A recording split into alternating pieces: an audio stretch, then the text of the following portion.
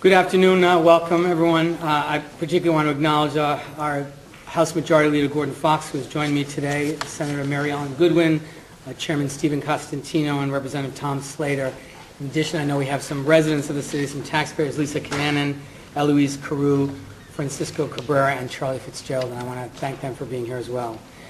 Families and individuals all over our city are being impacted by really difficult economic times and are genuinely anxious about their future.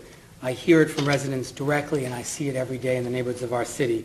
People are concerned about losing their jobs, having increasing difficulty making ends meet. Their retirement is threatened because their 401ks have dried up, and many families are facing foreclosure. The situation in our city and in our state has reached really historic proportions for many, many families. And it's also a very challenging time for city governments and for city and town governments, as our state faces one of the worst budget crises in decades and is forced to cut revenues to local governments as a result. Produces an increased demand on property tax revenues and the property owners who pay these just to keep our city and town governments functioning. And taxpayers, local property taxpayers, are really being pushed to the breaking point. All local stakeholders have a responsibility to step up to the plate and do their fair share. And we're doing our part on the city side by seeking efficiencies in city government to remain as lean as possible. Our budget growth in the city of Providence ranks 37th out of 39 cities and towns, right near the bottom. In addition to our responsibilities to manage ourselves well, contain our costs, keep our spending down, I'm also have been calling on public unions to do their part. They have a role to play as well. I've called on, and I'll call again on the leaders of our local unions to follow the lead of Local 1033 and the city's non-union management employees to agree to serious and structural changes and important concessions in their contract, again, to do their part.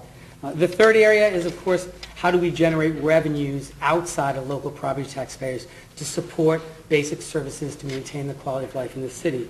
And tax-exempt institutions have a role to play in that area.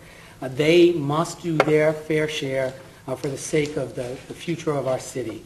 And in no way am I minimizing the importance, both in terms of economic development and in terms of the vitality of our city, of our tax-exempt institutions.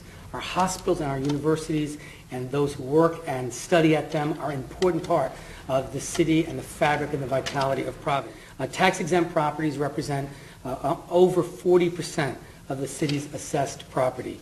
And at the same time, they provide less than 1% of the resources to pay the bill. It's very clear to me that tax-exempt organizations in this city, and frankly throughout Rhode Island, need to do more and can step up to the plate to do more to make a contribution to support the health and vitality of their city and town. With this in mind, I've asked Majority Leader Gordon Fox and Senator Mary Ellen Goodwin, as well as Chairman Costantino and Representative Slater, to introduce legislation which will attempt to address this and ensure that everyone does their fair share. The first is a fair share assessment fee. It deals with private colleges and universities and proposes the creation of a student assessment fee equal to $150 per semester per full-time student. This fee is described in the legislation and will be assessed directly to the institutions, not the individual students, and it would exempt all Rhode Island students from its application who live at home or whose parents are already contributing by paying taxes in Rhode Island. The second bill is the Fair Share Impact Fee. This would authorize cities and towns to assess an impact fee to any hospital or private university or college with real estate holdings in excess of $20 million, and that impact fee could be at a rate not to exceed 25% of the applicable property tax rate. These are ways really for our tax-exempt institutions to do their part, to do more to support the host communities that they are in. The hospitals and universities are very important to this city. We've built great partnerships with both hospitals and universities. We'll continue to work on strengthening those partnerships. That's in the interest of the hospitals and universities as well as the city. At the same time, we need to develop a new model where hospitals, universities, and large tax-exempt institutions are doing their fair share.